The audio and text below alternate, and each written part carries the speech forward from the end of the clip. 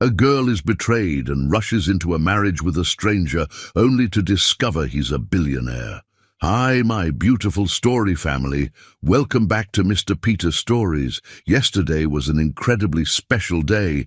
It was my birthday. I celebrated in grand style, but I missed you all so much.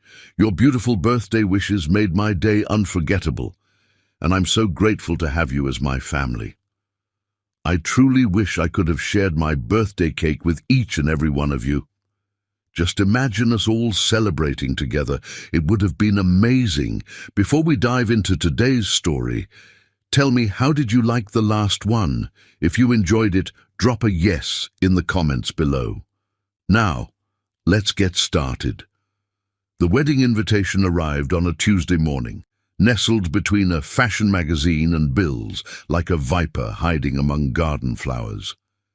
Lilibet Davies sat in her home office, surrounded by the fruits of her successful art career. Paintings that had earned her recognition in Manhattan's competitive art scene, awards that gleamed on mahogany shelves, and the subtle luxury that came with being one of New York's rising stars in contemporary art. None of it mattered now. Her trembling fingers traced the gold-embossed letters on the cream-colored envelope. She didn't need to open it. The return address told her everything. James Winchester and Catherine Monroe cordially invited her to celebrate their union. James, her fiancé of 3 years. Catherine, her best friend since college. The betrayal was complete. Lilibet's gaze drifted to the painting that hung opposite her desk, the one she'd been working on for their wedding. It was meant to be a surprise, a celebration of their love story, James proposing in Central Park. The way the autumn leaves had danced around them, how perfect everything had seemed. Now, the canvas mocked her with its half-finished beauty, much like their relationship, incomplete and destined to remain that way. She rose from her ergonomic chair, her Louboutins clicking against the hardwood floors as she walked to the floor-to-ceiling windows of her Upper East Side apartment. The city sprawled before her, a maze of glass and steel that had witnessed countless dreams rise and fall. Somewhere out there, in one of those towering buildings, James was probably with Catherine, planning their perfect day. The memory of last week's dinner party crashed over her like a tidal wave. They'd all been there, James, Catherine, their mutual friends. Had everyone known? Had they all been laughing behind her back, watching her plan a wedding that would never happen? Her phone buzzed incessantly, messages from concerned friends probably. The news must have spread through their social circle like wildfire. Lilibet Davies, the artistic prodigy, left for her best friend. It would be the scandal of the season. "Ms. Davies?" Her assistant's voice came through the intercom. "The gallery called. They need your decision on the upcoming exhibition's layout." "Cancel everything," Lilibet replied, her voice surprisingly steady. "Clear my schedule for the next 2 weeks."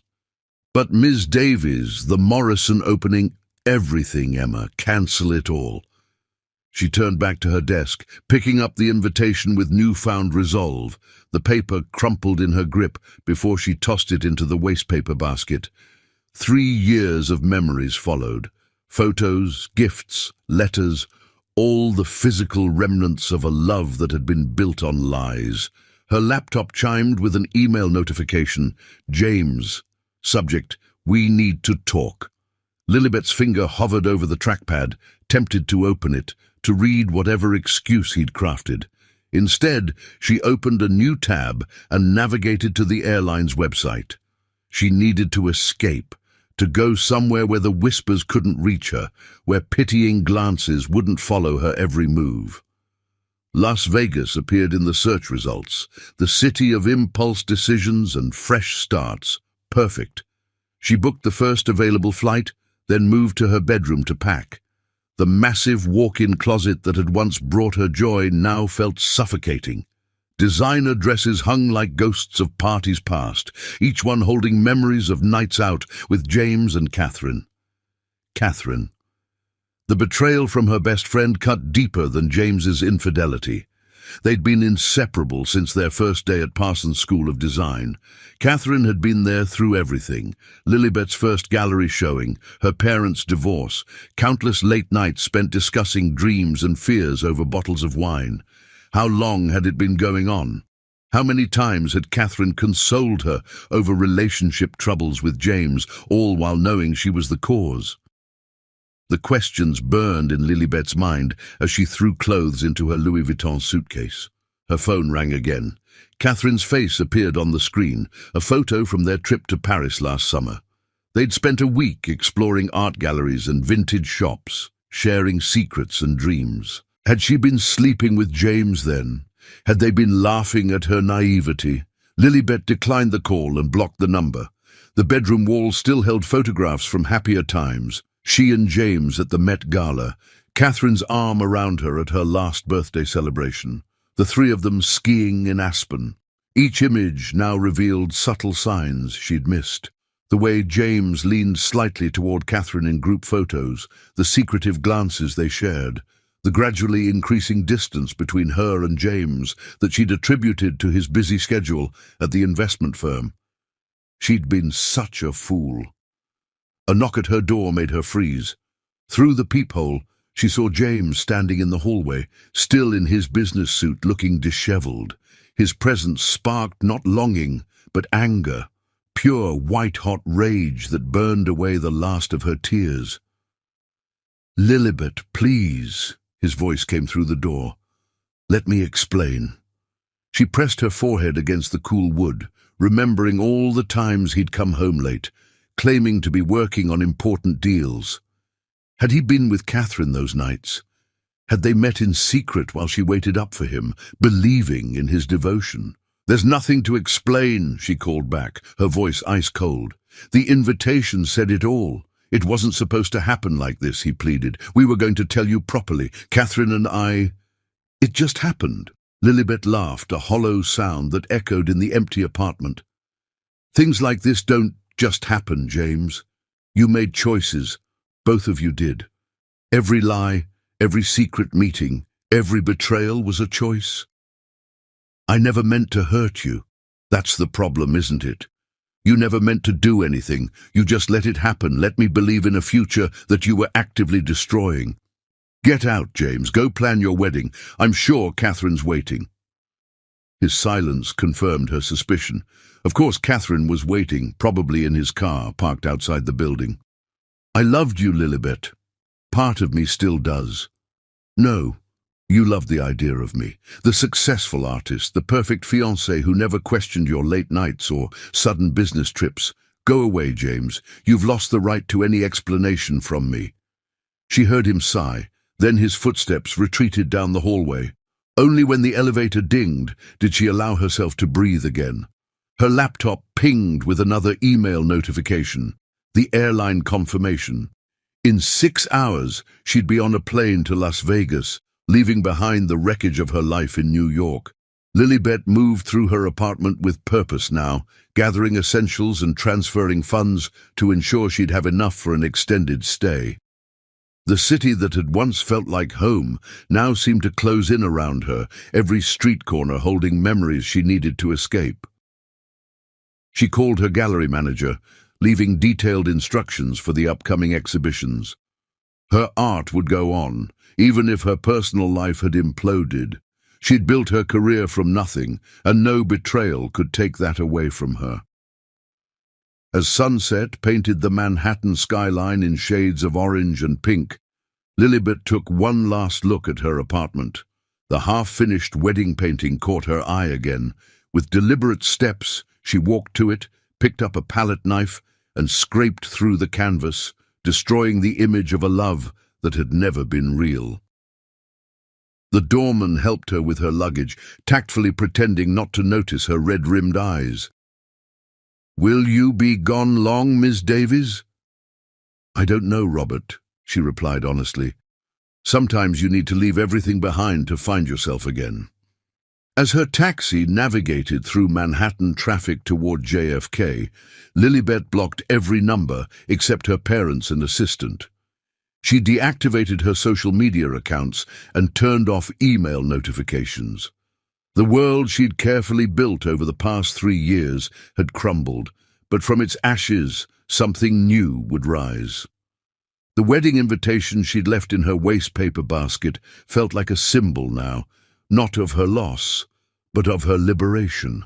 James and Catherine had unknowingly given her the push she needed to break free from the carefully constructed cage of expectations and social obligations that had slowly been suffocating her. Looking out at the city lights blurring past her window, Lilibet felt something she hadn't expected: hope.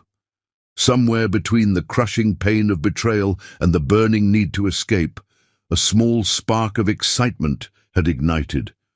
She was free now, free from lies, free from pretense, free from a future that would have been built on deception.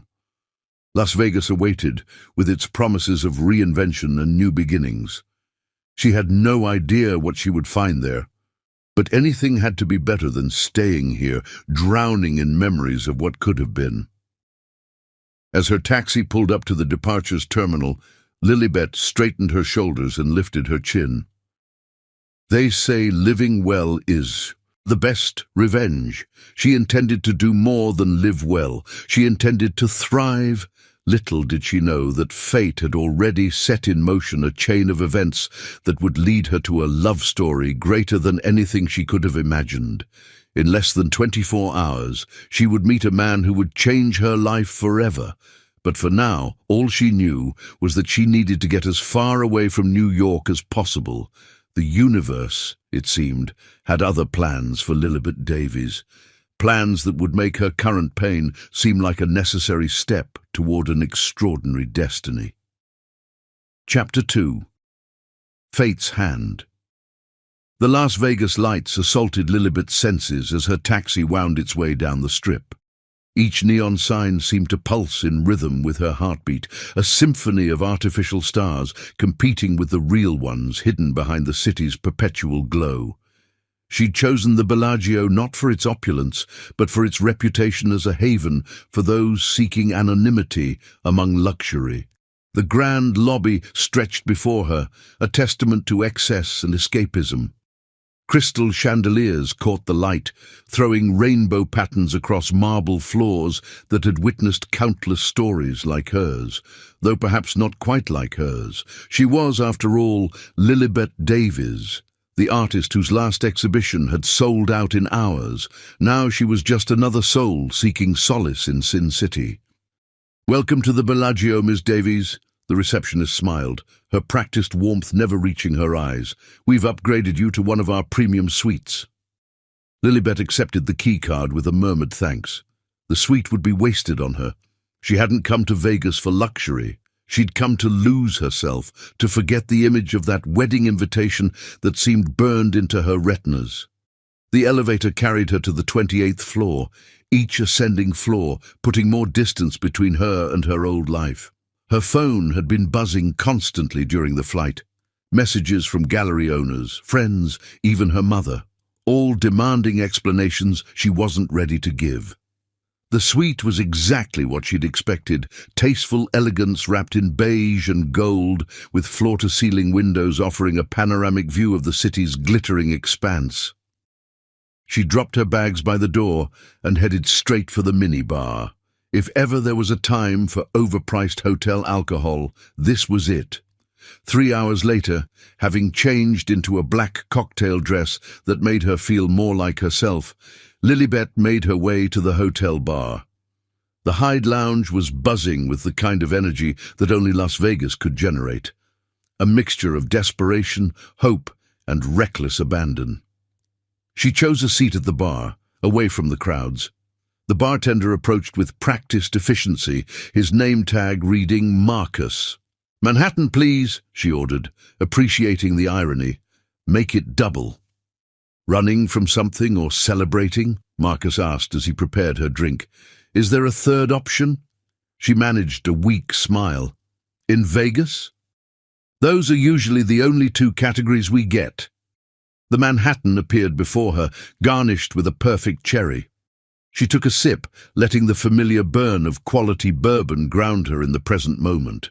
Around her the bar hummed with conversations in various languages, punctuated by the occasional burst of laughter or clinking of glasses. That's when she felt it, the weight of someone's gaze.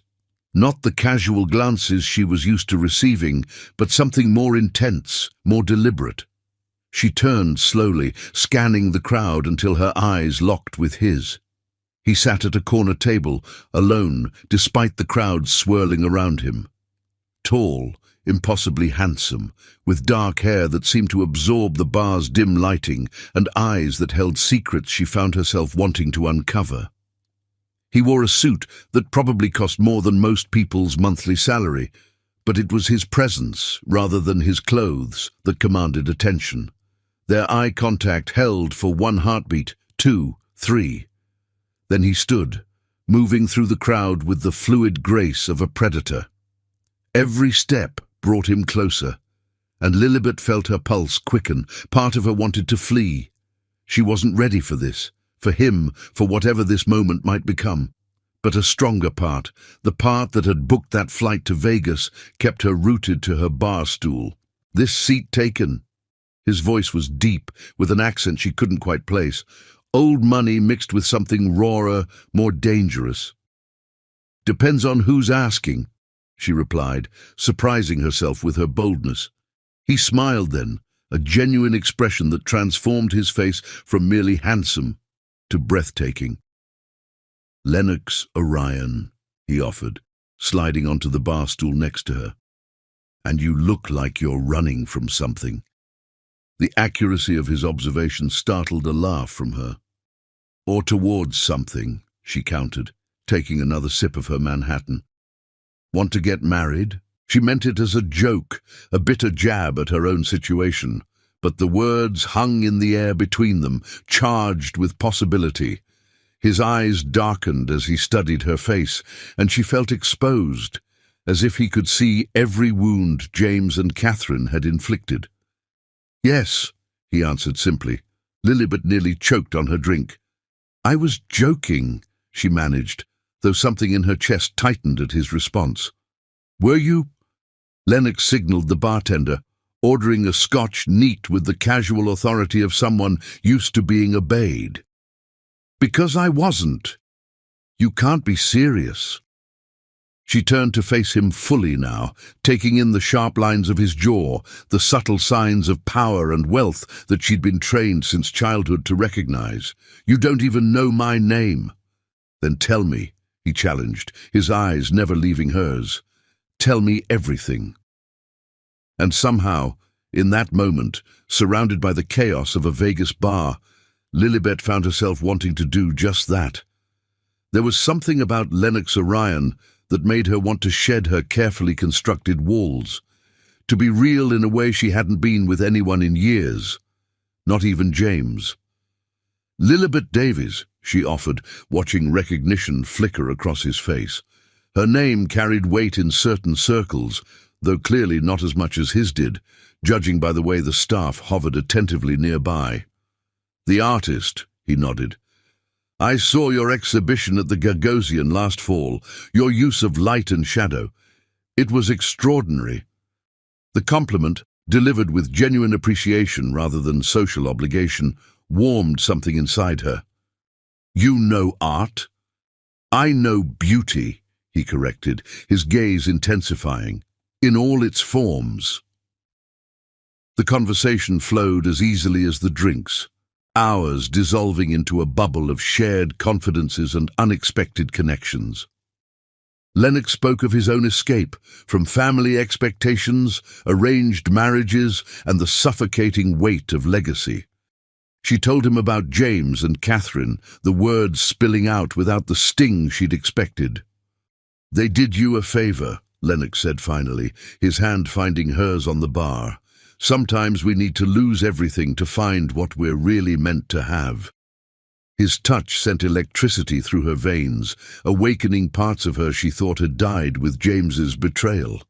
The rational part of her mind screamed that this was insane. You don't marry strangers in Vegas, no matter how compelling they might be. But rationality had led her to James, to 3 years of lies and betrayal. "I meant what I said earlier," Lennox continued, his thumb tracing patterns on her palm. "About marriage." "Why?" The question escaped before she could stop it. "Why would you want to marry a stranger?" "Because you're not a stranger," he replied with a certainty that shook her. "I've known you my whole life. I just didn't know it was you I was waiting for." The words should have sounded cheesy, practiced, but coming from him they held a raw truth that resonated with something deep inside her. She looked into his eyes and saw not the carefully polished facade of James's affection, but something wild and real and terrifying in its intensity. "This is crazy," she whispered, but she was already standing, her hand still in his. "Sanity is overrated," he smiled, leading her toward the exit. "Sometimes the craziest decisions are the ones that save us." The Vegas night enveloped them as they stepped outside, the air electric with possibility. Street performers and tourists blurred past as they walked, their destination clear, though neither had spoken it. The little white wedding chapel glowed like a beacon in the night, its neon promise of eternal love, both tacky and somehow perfect. Lennox never let go of her hand as they approached the entrance, giving her every opportunity to back out, to return to the safety of her planned existence. But Lilibet Davies had spent her entire life playing it safe, following the rules, being the person everyone expected her to be. Look where that had gotten her. Maybe it was time to be reckless, to take a leap of faith into the unknown. "Last chance to run," Lennox murmured as they reached the chapel doors. Lilibet looked up at him, this beautiful stranger who felt more real than anyone she'd known for years. "I'm done running," she replied, and pushed open the door. The chapel's interior was exactly as Vegas as she'd expected. Pink walls, fake flowers, and an Elvis impersonator who would probably perform their ceremony. But none of that mattered. What mattered was the way Lennox looked at her as they filled out the paperwork, like she was a masterpiece he couldn't quite believe was real. As they exchanged simple gold bands under the watchful eye of Elvis, Lilibet felt something she never had with James: peace. This insane decision, this leap into the unknown with a man she'd known for hours, felt more right than 3 years of carefully planned perfection ever had. "You may kiss the bride," Elvis announced, and Lennox pulled her close. His kiss was nothing like she'd imagined. It was better. It was fire and promise and possibility, all wrapped into one moment that seemed to stretch into eternity. When they finally parted, both slightly breathless, the world seemed to have shifted on its axis. "Mrs. Orion," he whispered against her lips, and the name sent shivers down her spine. They barely made it back to his penthouse suite, because of course he had the penthouse, before desire overtook them both. Their first time together was passionate, desperate, as if they were trying to make up for all the years they hadn't known each other existed. As they lay tangled in silk sheets afterward, Lennox traced patterns on her bare shoulder. "Any regrets?" he asked, and she heard the vulnerability beneath his confident exterior. "Ask me in the morning," she replied, snuggling closer to him. But as she drifted off to sleep in the arms of her new husband, Lilibet knew the truth.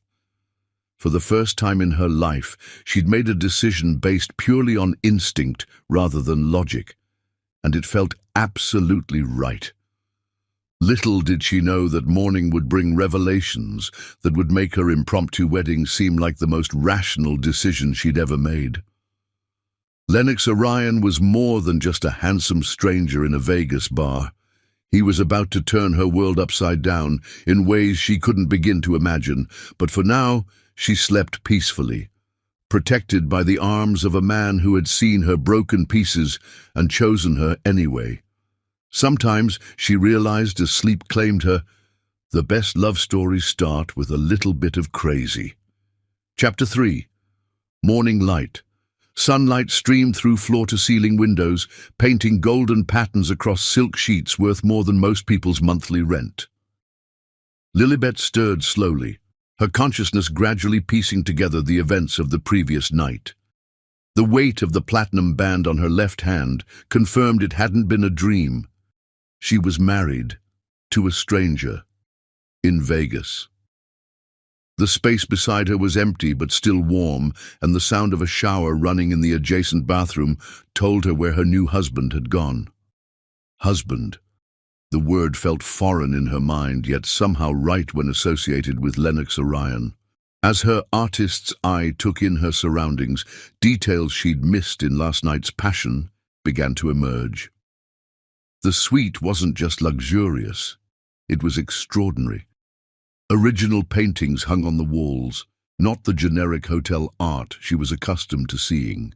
Her breath caught as she recognized a Rothko, its vibrant colors commanding attention in the morning light. The bedside table held a Patek Philippe watch that she knew cost more than her first gallery showing. A leather briefcase bearing the subtle but unmistakable logo of Hermès rested against a chair, alongside a suit jacket that screamed Savile Row. "Good morning, Mrs. Orion." Lennox's voice drew her attention to the bathroom doorway.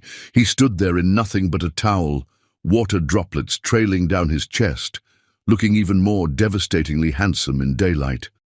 But it was his eyes that held her, intense, observant, catching every micro-expression that crossed her face as she processed their surroundings. "The Rothko is real, isn't it?" she asked, her art dealer instincts kicking in despite the situation. A smile tugged at his lips. "Yes, as is the Monet in the living room, though I prefer your work." Lilibet sat up, clutching the silk sheet to her chest. "Who are you, really?" "The same man you married last night." He approached the bed, sitting on its edge near her. "Though perhaps with a few additional details I should have mentioned." Before he could continue, a discreet knock at the door interrupted them. Lennox rose with fluid grace, donning a plush robe before answering. A parade of hotel staff entered, wheeling in an elaborate breakfast spread that wouldn't have looked out of place at a royal reception. "Your usual morning selection, Mr. Orion," the butler, because of course there was a butler, announced with practiced deference. "And I've taken the liberty of having the kitchen prepare some additional options for Mrs. Orion." The way he said her new name, with such natural acceptance, made this surreal situation suddenly very real. Lilibet watched as the staff moved with choreographed precision, setting up a breakfast that included everything from fresh-baked croissants to caviar. "The morning papers, sir," another staff member approached with a selection of publications, "though you may wish to review them privately first." Lennox's expression darkened slightly as he glanced at the headlines. After the staff departed, he handed one to Lilibet. Her heart stopped as she read, "Orion Airweds mystery artist in Vegas, Wall Street's most eligible bachelor off the market." The accompanying photo, clearly taken by someone at the chapel, showed them exchanging rings. She looked radiant, laughing at something Elvis had said, while Lennox gazed at her with undisguised adoration. "Orion," she whispered, the magnitude of that name finally registering. "As in Orion Global Investments? The company that owns half of Manhattan's skyline?" "Among other things." Lennox sat beside her again, his expression carefully neutral. "I should have told you last night. Would I have married you if I knew? That's exactly why I didn't tell you." He took her hand, his thumb brushing over her wedding ring. "Every woman I've ever dated has seen the name first and the man second. Last night, you saw me. Just me." The sincerity in his voice touched something in her heart, but questions still tumbled through her mind. "The papers are calling you Wall Street's most eligible bachelor. Surely there must be someone—" "An arranged marriage," he cut in, his jaw tightening. "My family has been pressuring me to marry Elena Rothschild. Our grandfathers had an agreement." "Had?" His smile turned wolfish. "Well, I'm already married now, aren't I?" The implication slowly sank in. She hadn't just married a wealthy man, she'd married into one of the most powerful families in America. The Orions were old money, the kind of wealth that shaped economies and influenced governments. "Your family will adapt," he stated firmly. "I'm not James, Lilibet. I make my own choices, and I stand by them."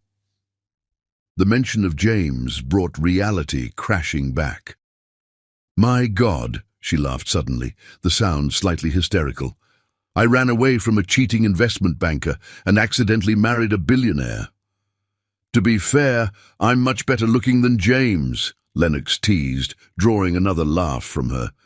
He grew serious then, taking both her hands in his. "I understand if this changes things. If you want an annulment—" "No." The word escaped before she could analyze it, but she knew it was true. "Unless—" "Do you want one?" His response was to pull her into a kiss that left no doubt about his feelings on the matter. When they finally parted, both breathless, he rested his forehead against hers. "What I want," he murmured, "is to take my wife back to New York, show her the empire she's now part of, and spend the rest of our lives making James Winchester regret every breath he took while he had you. That sounds vindictively romantic. I prefer to think of it as strategic planning with passionate intent." A thought struck her then, making her pull back slightly. "The gallery opening next week. I cancelled everything when I ran away." "Uncancelled," he smiled. "My assistant contacted yours this morning. Everything's back on schedule with a few upgrades." "Upgrades?" "Let's just say the guest list now includes every major collector and critic on the East Coast. Your work deserves to be seen, Lilibet, and now you have the resources to ensure it will be—" She should have felt overwhelmed, should have been running for the hills. Instead, she felt peaceful, like all the chaos of the past few days had been leading her exactly where she needed to be. "There will be talk," she warned. "People will say I trapped you, that I'm after your money. Let them talk." His expression hardened. "Anyone who dares insult my wife will find themselves dealing with the full force of the Orion family's influence." The possessive note in his voice sent shivers down her spine. This was nothing like James's tepid declarations of love. Lennox spoke with the absolute certainty of a man who could reshape reality to match his desires. "You don't even know if we're compatible long-term," she pointed out, ever the practical one despite the circumstances. "I know that you're brilliant, talented, and strong enough to walk away from a comfortable life when it proved false. I know that you see the world in colors and shadows that others miss. I know that when you smile, really smile, it feels like watching the sun rise." He cupped her face in his hands. "Everything else we'll figure out together." A chime from his phone interrupted the moment. He glanced at it, his expression shifting to one of amused anticipation. "What is it?" she asked. "My mother just received the news." He showed her the message. "She's demanding we return to New York immediately for a proper celebration." "Is that good or bad?"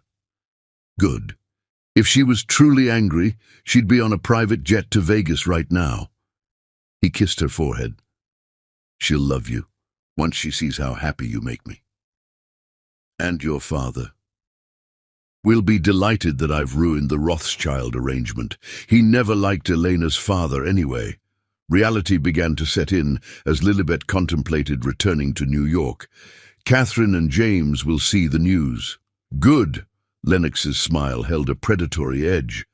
"I want them to see exactly what they lost. Speaking of which—" He reached for his phone again, typing quickly. "What are you doing?" "Buying the building that houses James's investment firm. I think it's time for some major renovations. They might need to relocate, perhaps to New Jersey." Lilibet laughed despite herself. "That's positively evil. I prefer to think of it as karmic redistribution." He pulled her close. "No one hurts what's mine, Lilibet, and you're very much mine now." As his lips found hers again, Lilibet realized that her impulsive Vegas wedding might just turn out to be the best decision she'd ever made. She'd run away to escape one life and stumbled into another that felt more real, more right than anything she'd known before. The morning sun caught her wedding ring, sending prisms dancing across the walls. Sometimes, she thought, the best revenge isn't just living well. It's living extraordinarily well with someone who sees your worth without needing to be shown. Las Vegas had given her more than an escape. It had given her a future brighter than any she'd dared to dream of. And as Lennox pulled her back into bed, breakfast forgotten, Lilibet knew that this was just the beginning of their story. Chapter 4. Hidden Wealth. The Orion private jet touched down at Teterboro Airport just as the sun was setting over Manhattan. Lilibet watched through the window as the skyline came into view, a familiar sight now tinged with new meaning. Somewhere in that maze of steel and glass, James and Catherine were probably seeing the news of her marriage plastered across every financial and society page. Having second thoughts, Lennox asked, his hand warm on her knee. About you? No. She turned to face him, still amazed by how natural it felt to be here with him. About facing New York society as Mrs. Orion, maybe a little. They'll love you, he assured her, though his eyes held a predatory gleam. And those who don't will learn to keep their opinions to themselves. The door opened, and Lilibet's first glimpse of her new life awaited. A fleet of black Rolls-Royces lined the private terminal, each bearing the subtle Orion family crest. A small army of security personnel stood at attention, while efficient-looking assistants tapped on tablets, orchestrating their arrival with military precision.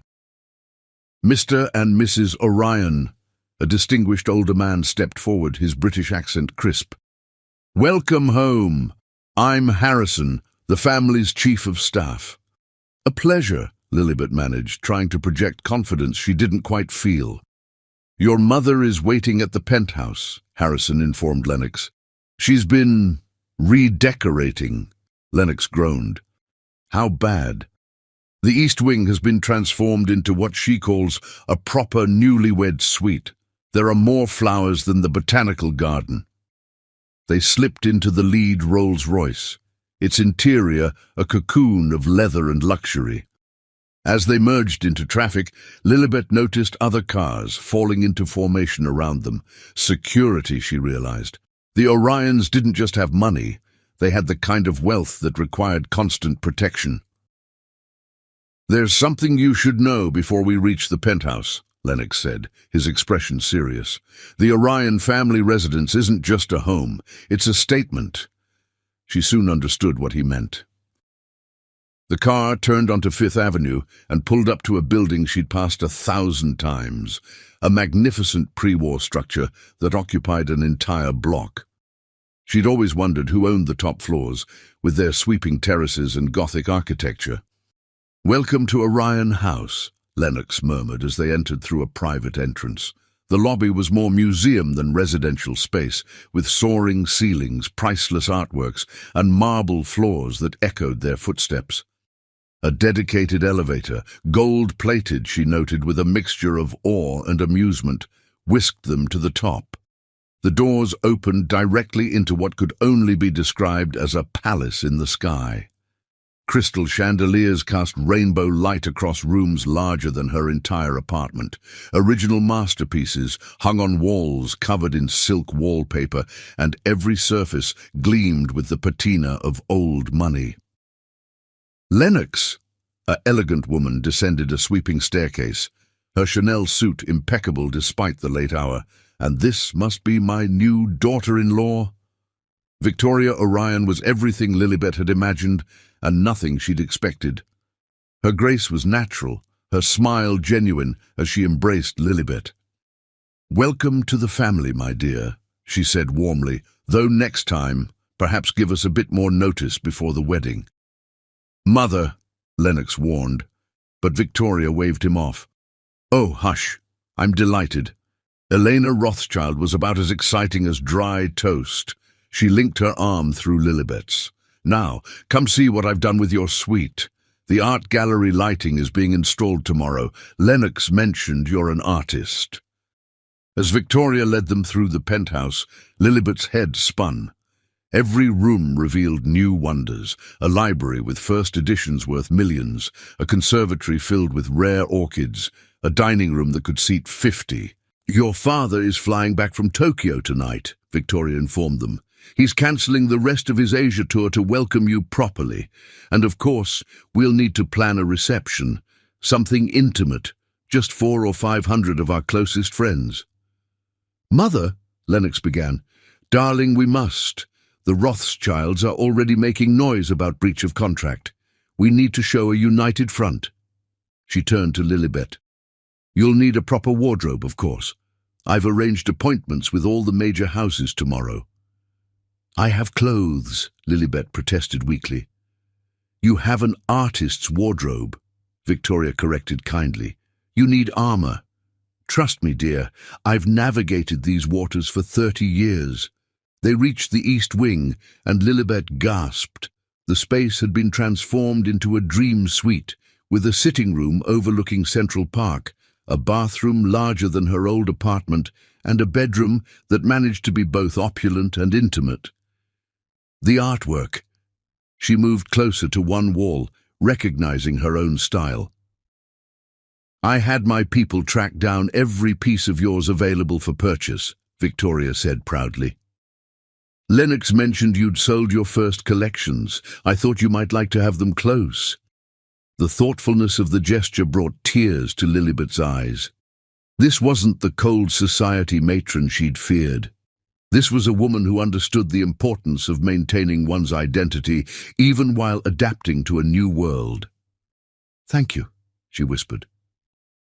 We protect our own, Victoria stated simply. Now get some rest. Tomorrow, we begin your transformation into an Orion. After Victoria left, Lennox pulled Lilibet into his arms. See, I told you she'd love you.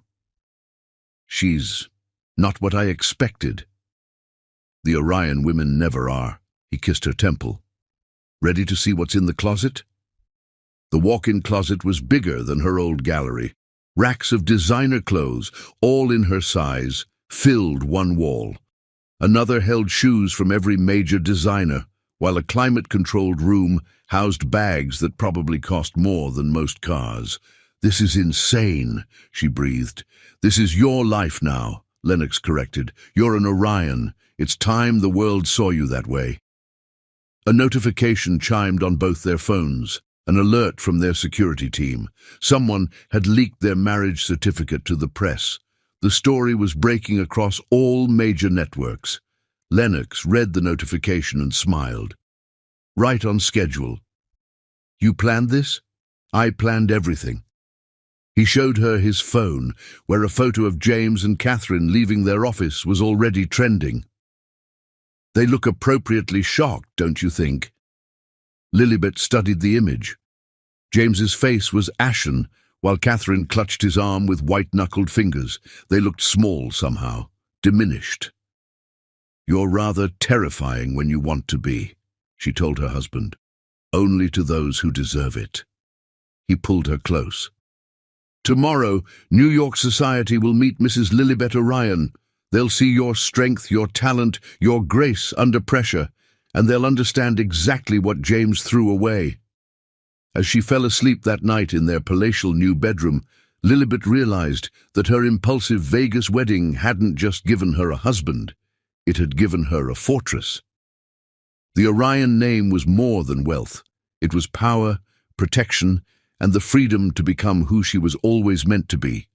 Tomorrow would bring challenges, but tonight in Lennox's arms, she was exactly where she belonged. Sometimes, she thought as sleep claimed her, the best revenge isn't just marrying well. It's marrying someone who makes you realize you never needed revenge in the first place. Chapter 5. Growing Love. The morning sun filtered through floor-to-ceiling windows, casting golden light across Lilibet's easel. She'd converted part of their private terrace into a studio, finding peace in the familiar smell of oils and turpentine, even as her world transformed around her. 3 weeks into her marriage, and she was still discovering new facets of life as Mrs. Orion. "You've captured his eyes perfectly," Victoria commented, appearing silently beside her. Lilibet's mother-in-law had developed a habit of dropping by unannounced, always bearing either wisdom or la durée macaron. Today, she had both. The portrait on the easel showed Lennox in a moment of unguarded tenderness, his usual sharp edges softened by the intimacy of the scene. Lilibet had caught him reading in their library, winter light highlighting the angles of his face, his expression peaceful. "He's different when we're alone," Lilibet admitted, accepting a macaron. "The world sees Lennox Orion, financial titan. I see just Lennox. That's why you're perfect for him." Victoria settled into a nearby chair with characteristic grace. "You see the man, not the empire, though I must say you're handling the empire remarkably well." It was true. The past weeks had been a crash course in navigating high society, and Lilibet had proven to be an apt student. Her first public appearance as Mrs. Orion had made headlines, not for any missteps, but for the quiet confidence she exhibited. "I had good teachers," Lilibet smiled, thinking of Victoria's patient guidance and Lennox's unwavering support. "Speaking of which," Victoria produced a tablet from her Hermes bag, "the guest list for your gallery opening tomorrow night has grown. The governor confirmed, and the Met's new director is coming specifically to discuss your fall exhibition." The gallery opening, her first as both artist and Mrs. Orion. The thought still sent butterflies through her stomach, though not entirely unpleasant ones. Her work had evolved in recent weeks, taking on new depth and complexity as her life transformed. "Have they confirmed?" Lilibet asked, not needing to specify who she meant. "James and Catherine?" "Yes." Victoria's smile turned predatory. "They could hardly decline, considering James's firm handles investments for half the guest list. Though I hear New Jersey is lovely this time of year." Lennox had made good on his promise about the building renovation. James's firm was indeed relocating to New Jersey, a fact that brought more amusement than satisfaction to Lilibet now. "I used to dream about revenge," she confessed, adding another stroke to Lennox's portrait. "Now it seems unnecessary, because you've found something better than revenge, genuine happiness." Victoria rose, brushing invisible dust from her Chanel suit. "Now finish that masterpiece and come down for lunch. Your father-in-law wants to discuss the new charitable foundation he's creating in your name." After Victoria left, Lilibet continued painting, losing herself in the play of light and shadow. She barely registered the passing time until familiar arms wrapped around her waist. "You're making me look far too handsome," Lennox murmured, pressing a kiss to her neck. "I'm painting what I see." She leaned back against his chest, savoring his warmth. "Liar," but his voice was tender. "Ready for tomorrow night?" "Yes," she realized, somewhat surprised by her own certainty. "Though not for the reasons I expected." "Oh?" She turned in his arms, studying the face she'd just spent hours painting. "A month ago, I wanted to show James what he'd lost. Now, I want to show the world what I've found. Does that make sense?" Perfect sense. His kiss was gentle, a contrast to his usual intensity. "You've changed me too, you know. The great Lennox Orion, changed by a Vegas wedding," she teased. "Transformed by love," he corrected seriously. "I used to see the world in terms of assets and liabilities, strategies and outcomes. Now I see it through your eyes, full of color and possibility." The confession touched something deep in her heart.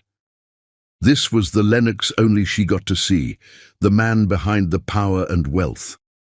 Her husband, who could reshape markets with a phone call, but still brought her coffee in bed every morning. "I love you," she said simply, the words feeling natural, right? His eyes darkened with emotion. "Say it again." "I love you, Lennox Orion." He captured her mouth in a kiss that started gentle, but quickly blazed into something more urgent. Paint-stained fingers tangled in his perfectly pressed shirt, leaving artistic evidence of their passion. "Your mother is expecting us for lunch," she gasped as his lips traced her neck. "She'll understand." He lifted her easily, carrying her toward their bedroom. Some things are more important than social obligations. Later, curled together in their massive bed, Lilibet traced patterns on his chest. "Do you ever regret it, our crazy Vegas wedding?" "Never." His answer was immediate, fierce. "You? Only that I didn't find you sooner." He pulled her closer, pressing a kiss to her temple. "We found each other exactly when we were meant to. Everything before was just preparation for this." A chime from his phone interrupted the moment. Lennox checked it, his expression shifting to one of amused satisfaction. "What is it?" "Elena Rothschild just RSVP'd for tomorrow night." He showed her the message. "Apparently she's eager to meet the woman who derailed her carefully planned future." "Should I be worried?" "About Elena?" "No." He kissed her softly. "About the way you'll outshine everyone in that gallery. Absolutely." Lilibet smiled, remembering the gown Victoria had helped her select, a masterpiece of silk and subtle embroidery that made her feel invincible. "I have a few surprises planned." "Do tell." "Well, for one, I've been working on a new series." She gestured to a covered canvas in the corner. "It's called Transformation. The centerpiece is a phoenix rising from golden ashes." His eyes softened with understanding. "Rising from the ashes of your old life? Into something more beautiful than I ever imagined." She kissed him lightly. "With a man who sees the real me." "Always," he promised. "Tomorrow would bring its own challenges. Society's scrutiny, Elena's appearance, the inevitable confrontation with James and Catherine. But here, in the sanctuary of their love, none of that mattered. Lilibet had run away to Vegas hoping to escape pain. Instead, she'd found a love story greater than any she could have painted. And tomorrow night, the world would see exactly what that love had created, in her art, in her life, and in the woman she'd become. Sometimes, she thought as Lennox pulled her close again, the greatest masterpieces aren't painted on canvas. They're written in the heart, one unexpected moment at a time. Chapter 6. Unexpected News. The morning sickness hit Lilibet like a tidal wave, sending her rushing to their marble bathroom for the third time that week. She'd blamed it on nerves at first. The gallery opening had been intense, with Elena Rothschild's calculated barbs and James's pathetic attempts at reconciliation. But as Victoria's knowing glances grew more pointed, Lilibet finally scheduled an appointment with the Orion family's private physician. Now, sitting in Dr. Montgomery's Park Avenue office, her hand clasped tightly in Lennox's, she struggled to process the news. "Triplets," Dr. Montgomery repeated, adjusting his wire-rimmed glasses as he pointed to the ultrasound screen. "All 3 fetuses are developing perfectly. Based on the measurements, you're approximately 8 weeks along." Lennox's grip on her hand tightened. "3 babies?" His voice held a mixture of awe and disbelief. "2 boys and a girl," the doctor confirmed, moving the ultrasound wand to show each tiny heartbeat. "All equally strong and healthy." Las Vegas had given them more than just a marriage, it seemed. Their first night together had created not 1 miracle, but 3. "I know this is overwhelming," Dr. Montgomery continued, his tone gentle. "Multiple pregnancies require special care, but you'll have access to the best medical team in the country. The Orion family has a private wing at New York Presbyterian, and I've already contacted the top maternal fetal medicine specialists." Lilibet barely heard him. her attention fixed on the screen where 3 tiny lives pulsed in black and white. Her free hand drifted to her still flat stomach, wondering how she'd missed the signs. The fatigue she'd attributed to her busy schedule, the sudden aversion to the smell of oil paints, the way her clothes had felt slightly tighter. "Lilibet," Lennox's voice drew her back to the present. His eyes, when she met them, shone with unconcealed joy. "Are you okay?" "We're having 3 babies," she whispered, a smile breaking through her shock. 3! His response was to pull her into a kiss that made Dr. Montgomery tactfully excuse himself from the room. When they finally parted, Lennox pressed his forehead to hers, his hand joining hers over her stomach. "Thank you," he murmured, voice thick with emotion, "for giving me everything I never knew I wanted." The drive home was a blur of happy tears and stunned laughter. Harrison, their ever-efficient chief of staff, had already been briefed and was coordinating with the family's security team to increase protection protocols for the pregnant Mrs. Orion. "Your mother's going to be ecstatic," Lilibet realized as their elevator ascended to the penthouse. 3 grandchildren at once? "She's already redecorating the West Wing," Lennox admitted. "Apparently, she's had her suspicions for weeks." Victoria was waiting in the grand salon, practically vibrating with barely contained excitement. One look at their faces confirmed what she'd already guessed. "Well?" she demanded, rising from her antique settee with perfect poise. "You're getting 3 grandchildren, Mother," Lennox announced, his arm tight around Lilibet's waist. 2 boys and a girl." Victoria's composure cracked. With a very un-society matron-like squeal, she enveloped them both in a tight embrace. "I knew it. The way you've been glowing lately, darling, and that incident with the coffee last week." Lilibet laughed, remembering how she'd suddenly couldn't stand the smell of her favorite morning brew. "You could have given me a heads up and missed the joy of this moment." Victoria wiped elegant tears from her eyes. "Never. Now sit down before you fall down. You're growing 3 Orions in there. You need your rest." The next hours passed in a whirlwind of activity that only the Orions could generate. Victoria's team of interior designers presented plans for a state-of-the-art nursery suite. Security protocols were upgraded. Harrison coordinated with the family's PR team about the eventual announcement. Through it all, Lennox never left her side, his usual sharp business focus softened by wonder every time he looked at her. "I can feel you worrying," he murmured as they finally retired to their private suite that evening. "Talk to me." Lilibet curled into his embrace, letting his strength anchor her. "It's not worry exactly, more like overwhelming joy mixed with terror. We've only been married 2 months and now we're having 3 babies. What if—" "Don't." He cut her off with a gentle kiss. "No what ifs. We're in this together. You've already proven you can handle anything life throws at you with grace and strength. This is just our next adventure." 3 babies, she marveled again, placing his hand over her stomach. "They'll need names." "Strong names," he agreed. "Names worthy of their heritage, but unique enough to be their own people." "Like their father," she teased, thinking of how Lennox had forged his own path despite the weight of family expectations. "Like their mother," he corrected, "who turned a Vegas escape into an epic love story." They spent the next hour discussing names, dreams, and plans for their expanding family. Lennox's phone buzzed occasionally with congratulatory messages from the family's inner circle who'd been informed of the news. But he ignored them all, focused entirely on his wife and their miracle.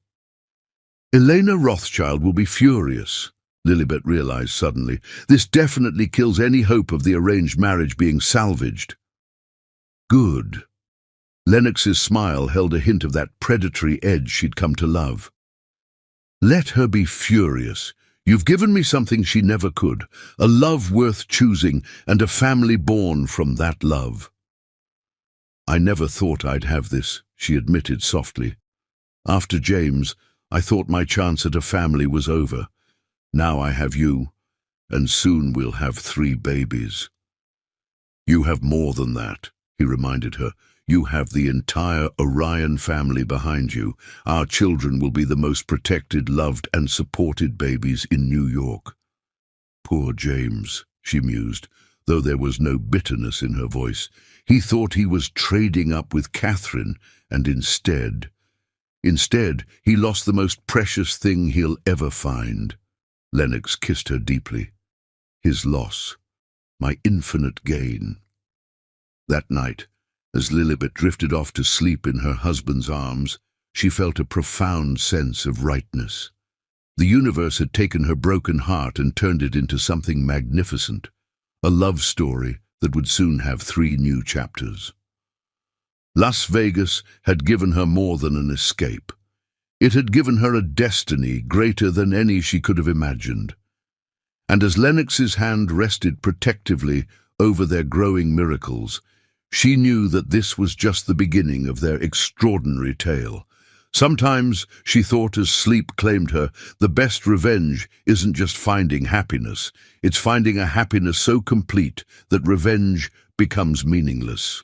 In her case, that happiness now came with 3 tiny heartbeats and a love strong enough to support them all. Chapter 7. Shadows Return. The news broke on a crisp autumn morning, splashed across every major newspaper and financial publication. Orion dynasty secured, triplet heirs on the way. The Wall Street Journal devoted its entire society section to the announcement, while Bloomberg ran a special segment on the implications for Orion Global Investments succession planning. Lilibet stood in her private studio, now modified to be pregnancy-safe, studying her reflection in the full-length mirror. At 4 months along, her belly had begun to show distinctly, impossible to hide in the Valentino dress she'd chosen for tonight's charity gala. "The media's going crazy," Lennox announced, entering with his tablet in hand.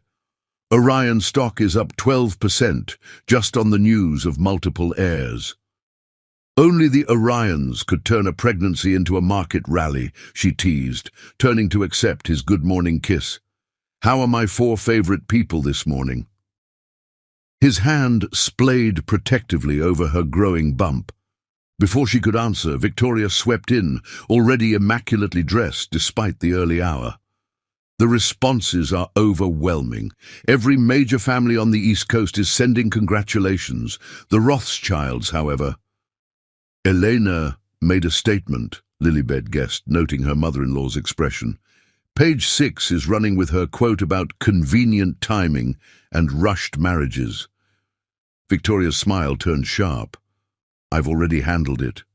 "Mother," Lennox warned, "what did you do?" "Nothing dramatic. I simply reminded certain people about Elena's own indiscretions during her semester in Paris. Amazing how quickly stories can disappear when the right pressure is applied."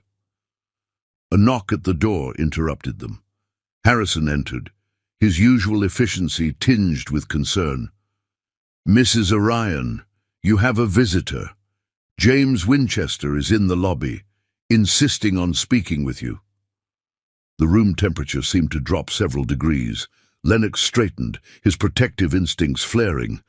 "Absolutely not." "Wait," Lilibet touched his arm. "I should see him." "Lilibet, I'm not the same woman he betrayed," she reminded him softly. "Let me handle this." After a moment of internal struggle, Lennox nodded. "Harrison, have security bring him to the Blue Salon, and stay within earshot." The Blue Salon, with its priceless French antiques and commanding views of Central Park, was designed to intimidate. Lilibet settled regally onto a Louis XV settee, smoothing her dress over her bump. When James was shown in, she barely recognized him. Gone was the confident investment banker who'd broken her heart. This James looked smaller somehow, his designer suit failing to mask his discomfort. "Lilibet," he started, then stopped, his eyes fixed on her pregnant belly. "James." Her voice was cool, controlled. "To what do I owe this unexpected visit. He ran a hand through his hair, a nervous gesture she once found endearing. Now it just seemed pathetic. Triplets? With him? My husband, she corrected firmly. Yes, 2 boys and a girl. I always thought... He trailed off, looking lost. We talked about having children. We talked about a lot of things, James. Then you slept with my best friend. He flinched. I made a mistake. Seeing you now with him carrying his children, I realize what I threw away. No, Lilibet's voice took on steel. You don't get to do this. You don't get to show up at my home in my new life and play the regretful ex. I'm happy, James. Truly, deeply happy. Something I never was with you, though I didn't know it then. The papers say you met him in Vegas, James pressed. Married him the same night. That's not the Lilibet I knew. You never knew me. You knew the version of me that tried to fit into your world. Lennox. She smiled, touching her bump where one of the babies had just kicked. Lennox loves me exactly as I am. Every messy, artistic, impulsive part of me. He's different, James argued. The Orions, they're not like us. They're powerful, she finished. Yes, they are. But that's not why I love him. I love him because he sees me, truly sees me. Something you never did. A knock at the door signaled Harrison's return. Mrs. Orion, your doctor's appointment is in 30 minutes. Thank you, Harrison. She rose gracefully, one hand supporting her bump. I think we're done here. Lily, please. Goodbye, James. She moved toward the door, then paused. I hope you and Catherine find happiness, I truly do, because I found something better than happiness. I found myself, and a man who loves every part of who I am. She left him standing there, surrounded by the trappings of a world he could never truly understand. In the hallway, she found Lennox waiting, his expression a mixture of pride and concern. Okay? He asked simply. Perfect, she assured him, reaching up to kiss him softly. He's so small now. I don't know how I never saw it before. Because you've grown, he murmured against her hair, into who you were always meant to be. Later that evening, as they prepared for the charity gala, Lilibet shared a quiet moment with Victoria in the family vault, selecting jewelry for the evening. You handled him beautifully, her mother-in-law commented, fastening a spectacular diamond necklace around Lilibet's neck. Like a true Orion. I almost felt sorry for him, Lilibet admitted. He looked so lost. Men like James Winchester often are, Victoria observed. They chase what they think they should want, never understanding what they actually need. She stepped back, studying her handiwork. Perfect. You're going to own that room tonight. The gala proved Victoria right. Lilibet floated through the evening on Lennox's arm, her pregnancy giving her an extra glow that no diamonds could match. The old money families, who had initially viewed her with skepticism, now fawned over her, eager to align themselves with the future Orion heirs. Elena Rothschild is watching you, Lennox murmured during a dance, his hand protective at her waist. Let her watch, Lilibet smiled, feeling the babies move. Your children are dancing too. His eyes softened with love. Our children, he corrected. The next generation of Orions, who will be as beautiful and strong as their mother. As they moved across the dance floor, Lilibet caught glimpses of their story reflected in the faces around them. James and Catherine at their assigned table, looking strained. Elena Rothschild by the bar, her perfect features twisted with barely concealed envy. Victoria holding court with other society matrons, proudly discussing her future grandchildren. Penny for your thoughts? Lennox asked as the song ended. I was just thinking about fate, she replied. How one desperate decision in Vegas led to all of this. You, our babies, this life I never dreamed I could have. Not fate, He kissed her softly, ignoring the cameras that immediately started clicking. Choice. You chose to be brave, to take a chance on a stranger. I chose to trust my heart when I saw you in that bar. And now we're choosing to build a family together. Their moment was interrupted by the babies, delivering a particularly strong kick, making them both laugh. Lennox's hand immediately went to her bump, his smile radiant as he felt their children move. I think they're saying hello to their daddy, Lilibet teased. Hello, little ones, he murmured, not caring that half of New York society was watching this intimate moment. Keep growing strong in there. The world is waiting to meet you. As the evening wound down, Lilibet realized something profound. The shadows of her past, James, Catherine, Elena, they weren't shadows at all anymore. They were simply background characters in a story that had grown far beyond them. Her real story was here, in Lennox's arms, with their babies growing beneath her heart and a future brighter than any she could have painted. Sometimes, she thought as they headed home, the best revenge isn't just living well, it's living authentically, surrounded by a love so pure it transforms everything it touches. And her love story, improbable as it had begun, was just getting started. Chapter 8. Truth and Trust. The nursery suite in the west wing of Orion House had been transformed into a wonderland. Hand-painted murals depicting fairy tales wrapped around the walls, while 3 identical custom cribs, crafted by the same artisans who made furniture for European royalty, waited for their precious occupants. Lilibet stood in the center of it all, one hand resting on her 7-month belly, the other holding a small velvet box. "What's this?" Lennox asked, entering the room with his jacket off and sleeves rolled up, having just returned from a board meeting. "Open it," she smiled, handing him the box. Inside lay 3 tiny gold bracelets, each delicately engraved. "For the babies?" "I had them made from my old engagement ring from James," she explained. "I wanted to transform something from my past into something beautiful for our future." Lennox's eyes softened as he read the engravings.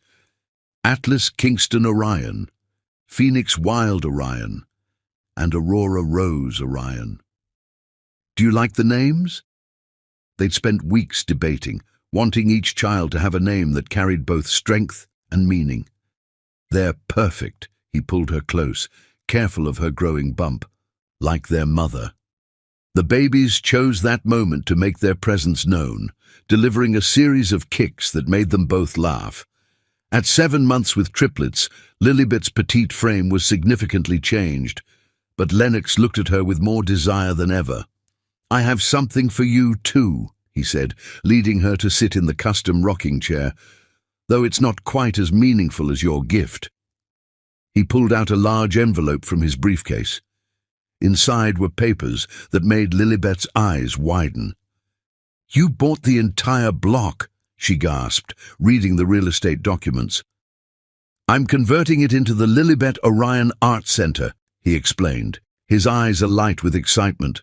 "A gallery space for emerging artists, studios for rent at below market rates, and a foundation to provide grants for artists who need support, like you needed once."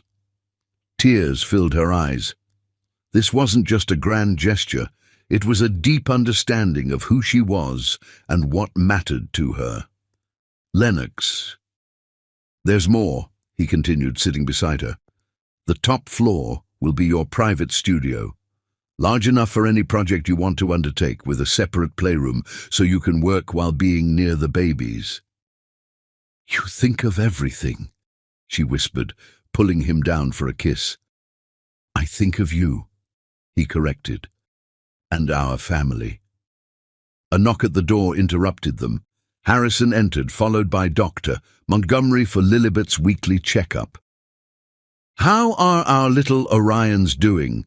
the doctor asked, setting up his portable ultrasound equipment. "Active," Lilibet laughed, "especially at night." The checkup revealed 3 healthy babies, growing right on schedule. Dr. Montgomery's expression, however, held a note of concern.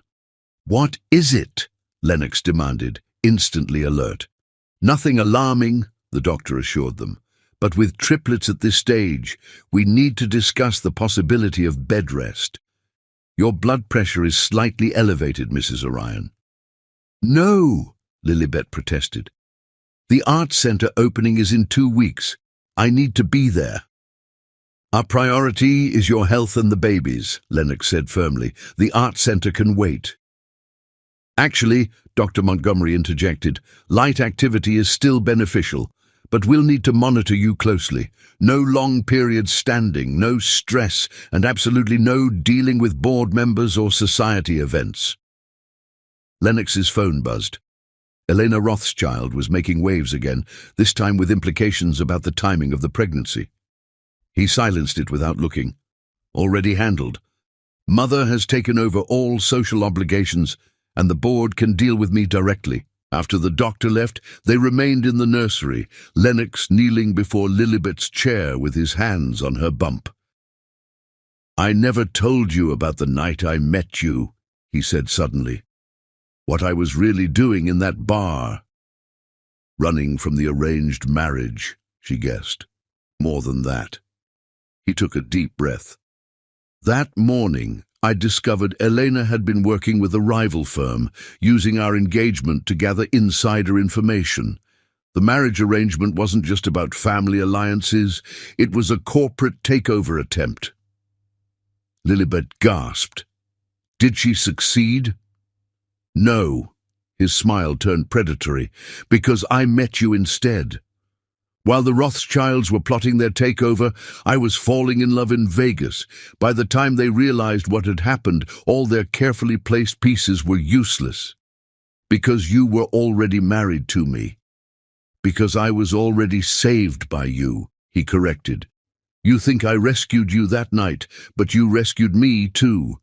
From a loveless marriage, from a life of strategic alliances instead of real connections." She ran her fingers through his hair, loving how he leaned into her touch. "Is that why Elena's so bitter? Because she lost both the man and the merger?" "She lost something she never had." He kissed her palm. "I was never hers to lose." Their moment was interrupted by Victoria's arrival, bearing shopping bags and her tablet. "The nursery staff interviews are scheduled for tomorrow," she announced. "I've narrowed it down to the top candidates, all with multiple birth experience and impeccable references." "I still think 3 nannies is excessive," Lilibet protested. "Darling," Victoria sat gracefully in a nearby armchair, "you're having 3 Orion babies. Trust me, you'll need all the help you can get. I had 2 nannies just for Lennox, and he was only 1 baby. A perfectly well-behaved baby," Lennox added innocently. "You scaled the mansion's facade at age 4 because you wanted to see if you could," his mother reminded him dryly. "We had to hire a security expert specifically to Lennox-proof the house." Lilibet laughed, imagining a tiny Lennox causing chaos. "What if our children inherit your adventurous spirit?" "Then we'll need 6 nannies," Victoria declared. "Now, about the baptism gowns. I've had them handmade in Ireland, but we should discuss the ceremony details." As Victoria laid out plans for every possible aspect of the baby's first year, Lilibet felt overwhelming gratitude for this family that had embraced her so completely. Her own parents, though loving, had been distant figures in her life, but Victoria had stepped into not just a mother-in-law role, but a true maternal one. "I want to show you something," Lilibet said when Victoria paused for breath. With Lennox's help, she rose and moved to a covered canvas in the corner. "I've been working on this between doctor's appointments." The painting she unveiled left both Orions speechless. It showed Victoria in her element, commanding a room full of New York's elite, but with a subtle softness around her eyes that only family ever saw. "For the art center opening," Lilibet explained, "a tribute to the woman who helped make it all possible." Victoria's perfect composure cracked. With tears in her eyes, she hugged Lilibet carefully. "My darling girl," she whispered. "You've given us so much more than we ever gave you." That night, lying in bed, with Lennox's hand protectively over her bump, Lilibet reflected on how much her life had changed in just a few months. "Penny for your thoughts," Lennox murmured, pressing a kiss to her shoulder. "I was thinking about truth," she replied. "How we both came to Vegas running from lies, yours with Elena, mine with James. But by being honest with each other from the start, even as strangers, we found something real," he finished. "Something true." "Exactly." She turned carefully to face him. "I know the pregnancy announcement said the Orion dynasty was secured, but that's not what these babies mean to me. They're not heirs or successors. They're pieces of our love story made real." "They're both," he said thoughtfully. "Legacy and love, duty and devotion. Like us." "Like us," she agreed, feeling the babies move as if in response. As they drifted off to sleep, Lilibet realized that the truth of their love story wasn't in the headlines or society gossip. It wasn't even in the grand gestures like art centers or family legacies. It was here, in these quiet moments, when the world fell away, and all that remained was their connection, honest, deep, and unshakable.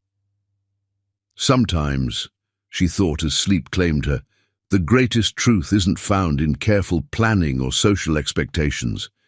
It's found in a Vegas bar, in a leap of faith, in the eyes of a stranger who sees straight to your soul, and their truth had given them not just love, but a future more beautiful than either could have imagined.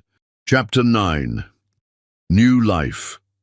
The storm that hit Manhattan that spring morning seemed to mirror the drama unfolding in the Orion private wing of New York Presbyterian Hospital. At 34 weeks pregnant with triplets, Lilibet had been admitted after her blood pressure spiked dangerously high during a routine checkup. "The babies need to come now," Dr. Montgomery announced, studying the monitors with concern. "Their heart rates are strong, but we can't risk waiting any longer." Lennox, who hadn't left her side since the admission, gripped her hand tighter. He'd been in the middle of a crucial merger meeting when Harrison interrupted with news of Lilibet's condition. The deal could wait. His family couldn't. "Everything's ready, Doctor," Montgomery continued.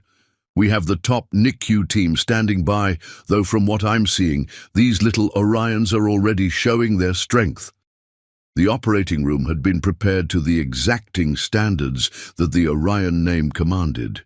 3 separate teams of specialists waited to care for each baby, while the hospital's most experienced obstetric surgeons prepared for the C-section. "I'm scared," Lilibet whispered to Lennox as they wheeled her toward the OR, her voice trembling slightly. "I know, my love," he kissed her forehead. "But you're the strongest person I know. You turned a Vegas escape into the greatest love story ever told. Bringing our children into the world, that's just the next chapter." Victoria waited outside the OR, her perfect composure showing cracks of genuine concern. "Everything's arranged," she assured them. "The nurses are all vetted, security is in place, and I've had the entire floor cleared of anyone without direct medical necessity." "Thank you, Mother," Lennox said softly, the words carrying years of understanding between them. "Bring my grandchildren safely into the world," she replied, squeezing Lilibet's hand. "I'll be right here waiting." The OR was organized chaos, controlled by Dr. Montgomery's calm commands.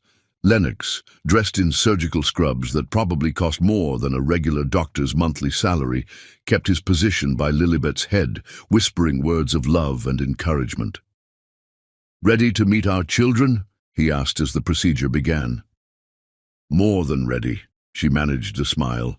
"They've been practicing their kickboxing skills on my ribs for weeks." At 9:47 a.m., Atlas Kingston Orion announced his arrival with a strong cry that brought tears to his father's eyes. "Just like his mother," Lennox murmured, making a dramatic entrance. Phoenix Wild Orion followed 2 minutes later, his cry slightly softer but equally determined. The medical team worked with practiced efficiency, checking and clearing each baby before moving them to their waiting incubators.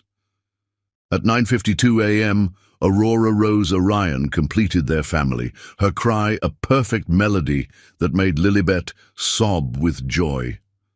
"She's here," she whispered. "They're all here. They're perfect." Lennox's voice cracked with emotion. All three of them. Perfect like their mother. The next hours passed in a blur of medical checks and first moments. Despite being early, all three babies were remarkably healthy, requiring minimal NICU time. The Orion genes, combined with Lilibet's strength, had given them a fighting start. When Lilibet was finally settled in her private suite, decorated more like a luxury hotel room than a hospital space, the babies were brought to them one by one. Atlas, the firstborn, had Lennox's strong features and intense gaze. Even at a few hours old, he seemed to study everything around him with remarkable focus. "He'll be running board meetings before he can walk," Victoria predicted proudly. Phoenix, slightly smaller than his brother but no less mighty, had a mix of both parents' features and a calm demeanor that belied his dramatic name. "The peacemaker," Lennox noted as the baby gripped his finger with surprising strength. Aurora, their precious daughter, was a perfect blend of both parents, with Lilibet's delicate features and Lennox's commanding presence. She settled into her mother's arms like she belonged there, her tiny hand reaching up to touch Lilibet's face. "Hello, my loves," Lilibet whispered, surrounded by her three miracles. "Welcome to the world." The news of the triplets' arrival spread quickly through New York's elite circles. The hospital's reception was flooded with flowers and gifts, each carefully screened by security before being allowed near the Orion heirs. "Elena sent congratulations," Victoria mentioned casually, arranging a particularly spectacular bouquet of rare orchids. "Through gritted teeth, I imagine." "The Rothschilds have bigger problems," Lennox replied, never taking his eyes off his family. "Their attempted takeover cost them several key board positions. They're lucky I was too happy about becoming a father to pursue further action." "James sent something too," Harrison reported. "I had it returned unopened." Lilibet, who once would have felt a twinge at hearing James's name, merely smiled. How could she spare any thought for past pain when her present was so filled with joy? The babies were passed carefully between family members, each tiny Orion already showing hints of their unique personalities. Atlas, true to his name, seemed to carry the weight of his legacy with natural grace. Phoenix watched the world with quiet wisdom, while Aurora charmed everyone who held her with her perfect baby smile. "They're going to change the world," Victoria predicted, cradling Aurora. "These three will reshape New York society in ways we can't imagine." "They already have," Lennox murmured, watching his mother bond with his daughter. "They've given us something greater than social standing or corporate power. They've given us completion." That evening, when the parade of visitors had finally ended and the babies were sleeping peacefully in their bassinets, Lennox and Lilibet had a moment alone. "Thank you," he whispered, holding her close, "for giving me everything I never knew to dream of." "Thank you for being in that bar in Vegas," she replied, thinking of how close she'd come to choosing a different escape, "for seeing past my broken heart to who I could become." "I saw who you already were," he corrected. "Strong, beautiful, capable of extraordinary love. These babies, they're just proof of what I knew that first night, that sometimes the biggest risks bring the greatest rewards." A soft cry from Aurora's bassinet had them both moving, working in perfect sync to tend to their daughter's needs. As they settled back into each other's arms, their three miracles sleeping peacefully nearby, Lilibet felt a profound sense of rightness. "I used to think love was about grand gestures and perfect moments," she mused. But it's this, isn't it? The quiet times, the shared smiles, the way you know exactly when I need you without my having to say a word. It's everything, Lennox agreed. The Vegas wedding, the society scandals, the corporate battles, they're just the backdrop. This, right here, is our real story. Outside their window, the storm that had ushered in the triplets' arrival began to clear, revealing a perfect spring evening. 3 new stars seemed to shine particularly bright, as if the universe itself was celebrating the arrival of the next generation of Orions. Sometimes, Lilibet thought, as she drifted off in her husband's arms, the best love stories aren't about the beginning or the dramatic middle. They're about the quiet moments of pure joy that make everything else fade away. And with 3 perfect babies sleeping nearby and a love stronger than any she'd imagined possible, she knew their story was just beginning its most beautiful chapter. Chapter 10. The Celebration. The Orion estate in the Hamptons had been transformed into a fairy tale wonderland for the triplets' first birthday. Crystal pavilions dotted the manicured lawns, while strings of lights turned the century-old oak trees into magical canopies. The guest list read like a who's who of New York society, with private jets filling the local airstrip and luxury cars lining the winding driveway. "Is all this really necessary?" Lilibet asked, watching from the master suite's balcony as an army of staff put final touches on the elaborate celebrations. "For the next generation of Orions?" "Absolutely," Victoria answered, entering with Aurora in her arms. The little girl, dressed in a custom-made Dior baby dress, reached for her mother immediately. "There's my princess," Lilibet cooed, taking her daughter. At 1 year old, Aurora was already showing signs of her mother's artistic temperament, fascinated by colors and always reaching for anything that sparkled. "The boys are with Lennox in the nursery," Victoria reported. "Atlas is trying to climb everything in sight, definitely his father's son, and Phoenix is methodically organizing his toys by color." "Again," Lilibet laughed, picturing her son's distinct personalities. The past year had been a whirlwind of joy, challenges and discoveries. Each baby was uniquely themselves, while still unmistakably Orion. "Harrison says the press is already gathering at the gates," Victoria continued. "The first pictures of the Orion heirs are quite the commodity." "Which is why we're releasing our own photos," Lennox stated, entering with 2 impeccably dressed baby boys in his arms. Atlas was indeed trying to climb over his father's shoulder, while Phoenix observed the room with his usual thoughtful expression. The family portraits taken last week would be released during the party, carefully curated images that showed the perfect Orion family while maintaining their privacy. It was a delicate balance, one they'd mastered over the past year. "The guests will start arriving soon," Victoria reminded them, "including some interesting additions to the list." "You invited them?" Lilibet asked her husband, knowing exactly who Victoria meant. "I did," Lennox confirmed, setting the boys down in their custom playpens. "James and Catherine should see exactly what they lost. And Elena, well, let's just say the Rothschilds could use a reminder of what real power looks like." The party began at sunset, with New York's elite filtering through security checkpoints that rivaled those at the White House. The triplets held court in a specially designed area, protected by both visible and invisible security measures. Atlas, already showing his father's commanding presence, charmed everyone with his fearless smile. Phoenix observed the proceedings with remarkable calm, accepting attention graciously but clearly preferring quiet moments. Aurora, true to her name, lit up the gathering with her infectious laugh and perfect baby curls. "They're magnificent," the governor commented to Lennox. "Perfect combinations of both parents." "They're their own people already," Lennox replied proudly, "just as they should be." The moment James and Catherine entered the party, a subtle shift occurred in the atmosphere.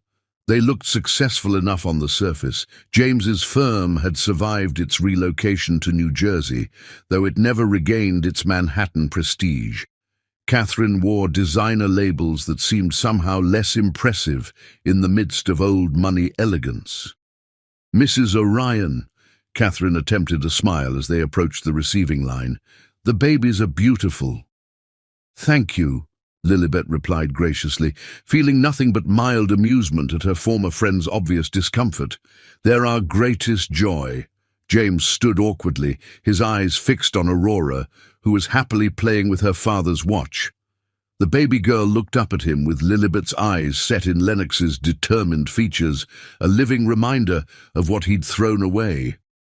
Elena Rothschild made her entrance later, perfectly coiffed and dripping with diamonds that seemed gaudy compared to the subtle wealth surrounding her.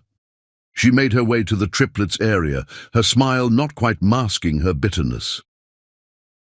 "They're everything we hoped for," Lennox said loudly enough for Elena to hear, his arm wrapped lovingly around Lilibet's waist. "Perfect little miracles." The party reached its peak as the sun set completely, the gardens illuminated by thousands of lights.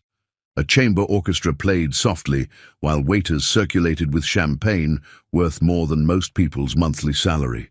"Speech!" someone called out, and the crowd turned expectantly toward Lennox. He stood, every inch the powerful patriarch, but his eyes were soft as they fell on his family. "A year ago, our lives changed forever with the arrival of three perfect souls.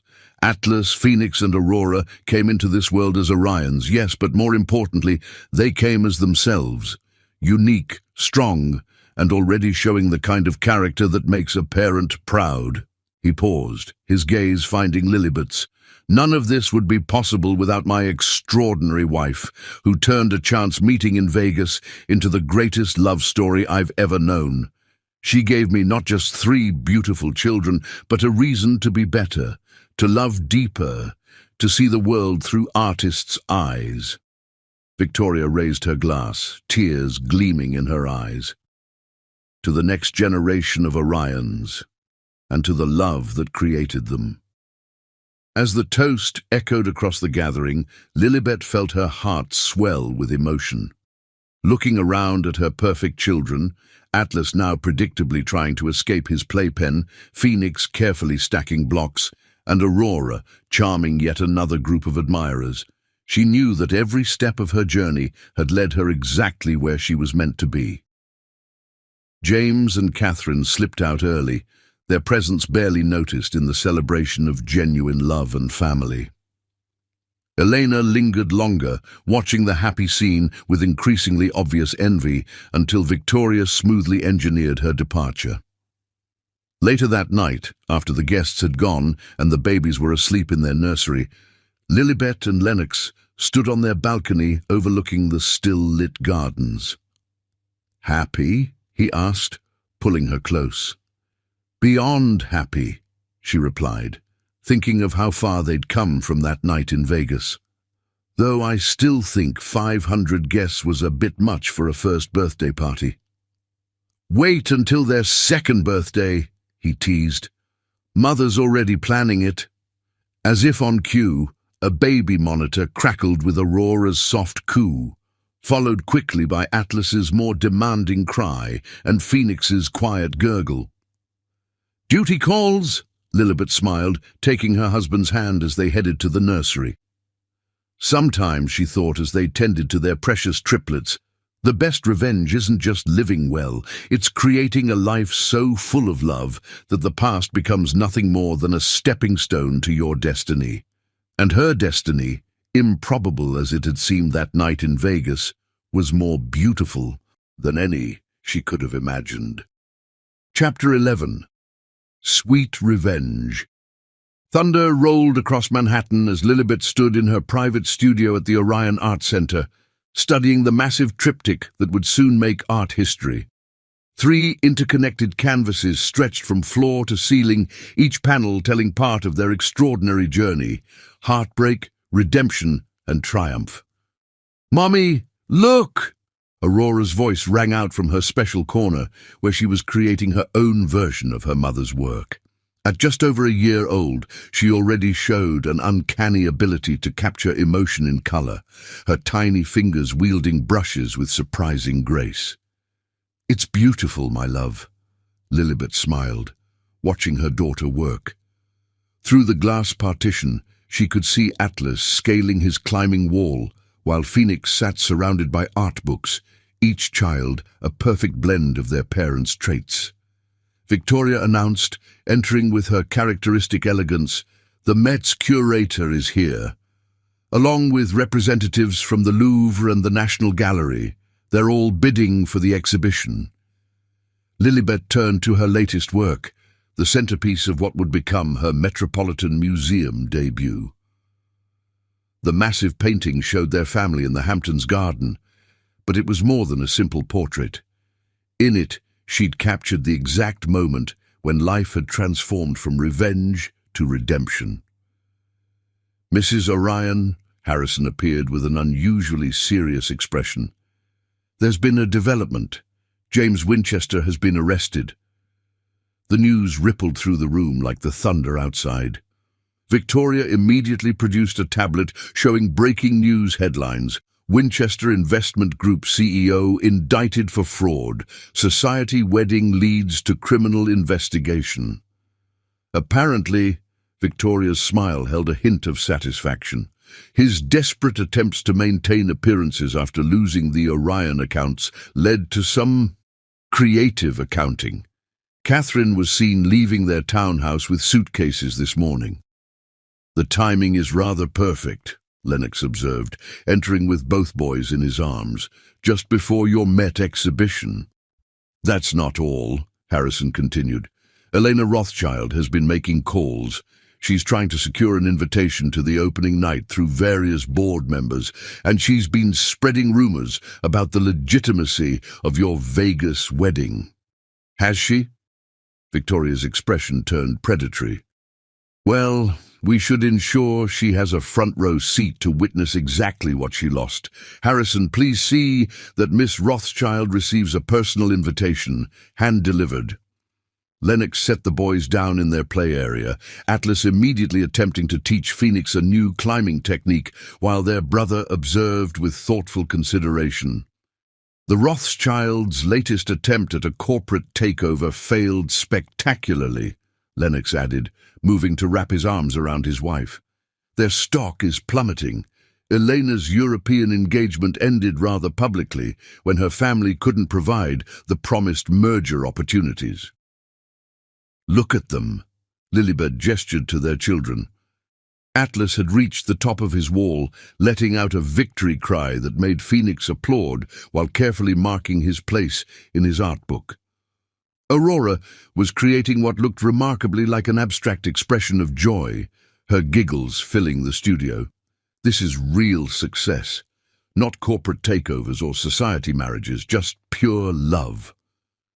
A flash of lightning illuminated the studio, making the colors in Lilibet's triptych seem to come alive. The first panel showed a broken heart in Vegas.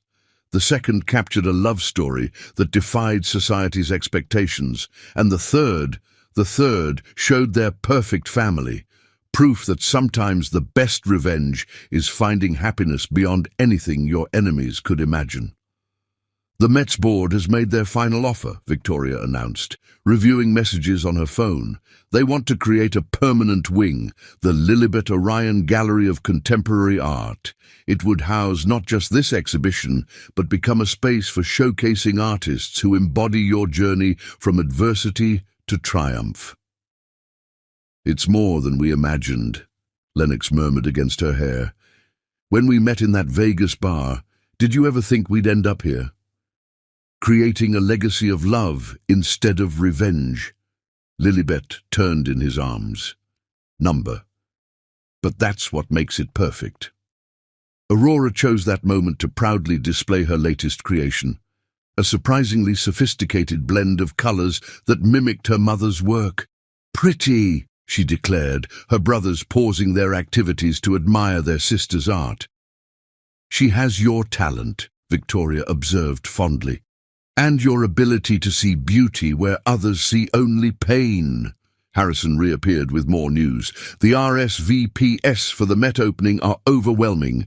Every major collector, critic and society figure has confirmed. And, he paused significantly, Catherine Winchester has requested a private meeting. She's offering to tell her side of the story to any publication willing to listen. Desperate times, Victoria mused. Now that James faces prison and their assets are frozen, she's looking for a lifeline.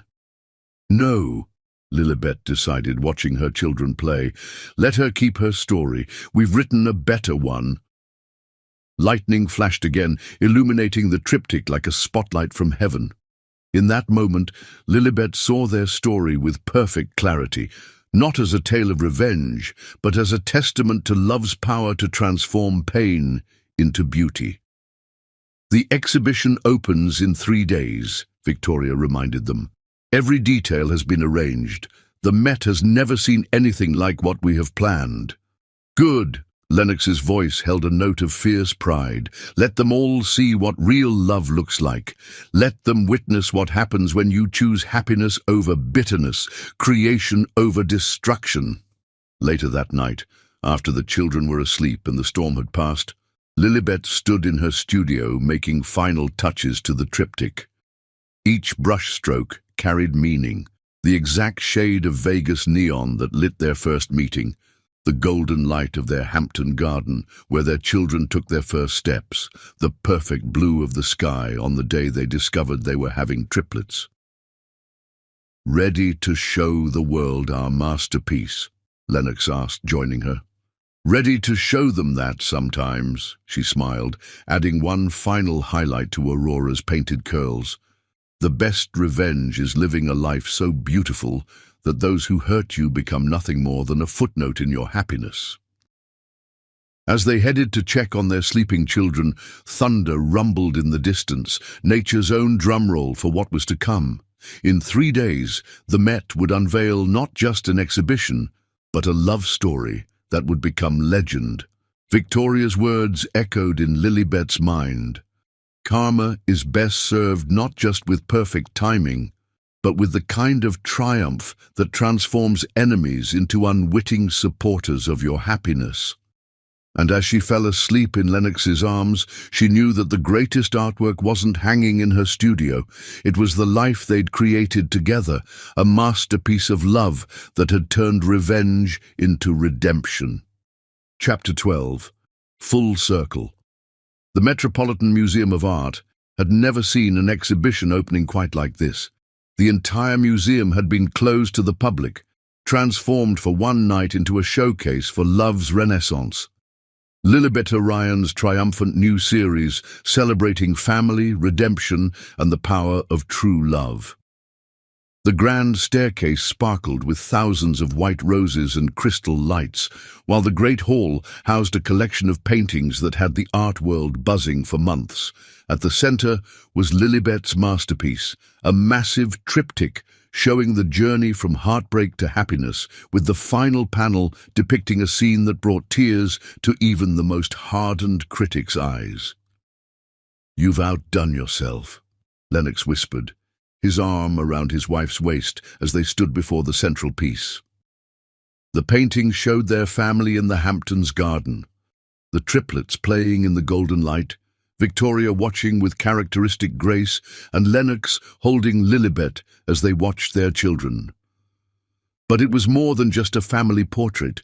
It was a testament to the power of fate and the beauty of second chances. Atlas, now a precocious toddler in a bespoke suit that matched his father's, tugged at Lennox's pant leg. "Up, Daddy! Want to see?" Lennox lifted their son, while Phoenix observed the artwork with his usual thoughtful expression, already showing signs of becoming a serious art critic at just over a year old. Aurora, resplendent in a tiny couture dress, was being doted on by Victoria, who had tears in her eyes as she looked at the painting. "Ladies and gentlemen," the museum's director called for attention, "tonight we celebrate not just artistic excellence, but the triumph of love over adversity. Mrs. Orion's exhibition, Love's Renaissance, will be permanently housed here at the Met, a gift from the Orion Foundation to ensure that future generations can witness this extraordinary journey. The applause was thunderous.